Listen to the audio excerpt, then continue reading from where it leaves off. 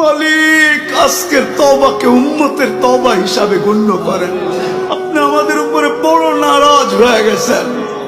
নাইলে অতীত তাকাইলে দেখি মালিক একজন হাত তুলতে দেরি, একজন চিৎকার দিতে দেরি, একজন আপনাকে অনুরোধ করতে দেরি, একজন বলতে দেরি, আকাশ থেকে সাহায্য আসতে দেরি হয় নাই, আপনার বাহিনী জাপায়া পড়তে দেরি করে নাই। আজকে তো বৎসরের পর বৎসর পার হয়ে যাইতেছে, চোখের পানি শুকায় যাইতেছে, ও মালিক কোন বিজয়ের চিহ্ন দেখি না। কত রোজাও তো ফিলিস্তিনওয়ালাদের ইফতার হয়তো লাশ দিয়া, সেহরি হয়তো লাশ দিয়া। আল্লাহ এই রোজাও কি এরকমই হবে জানি না মালিক। এত নারাজ হয়ে গেলেন কেন মালিক?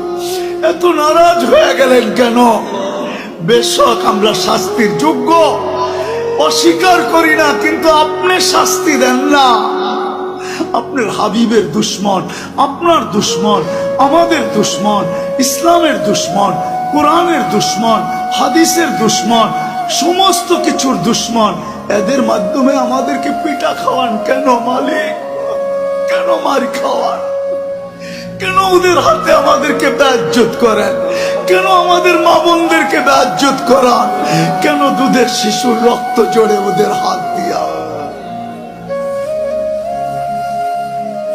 আপনি কি আমাদেরকে ছেড়েই দিলেন? আমরা যাব তো যাব কোথায়? আমরা তো এই কথায় বিশ্বাসী, লা মালজা ওয়ালা মানজা, লা মালজা ওয়ালা মানজা মিনকা ইল্লা ইলাইক।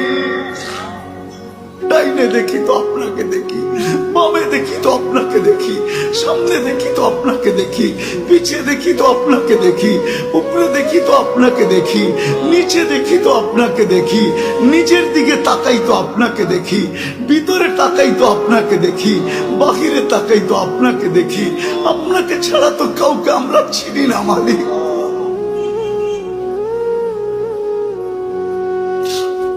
আজকে এই আলেমদের হাত খালি ফেরত দিয়েন না। আমারটা দিয়া দেন, কোনো আপত্তি নাই, কিন্তু আমার ডাইনে বামের আলেমদের হাত খালি ফেরত দিয়েন না। ইমাম খতিবদের হাত খালি হাতে ফেরত দিয়েন না। তুলাবাদের হাত খালি ফেরত দিয়েন না। তুলাবারা বসে আছে সামনে মালিক, যাদের পায়ের নিচে ফেরেশতারা পনের গালি চাবি।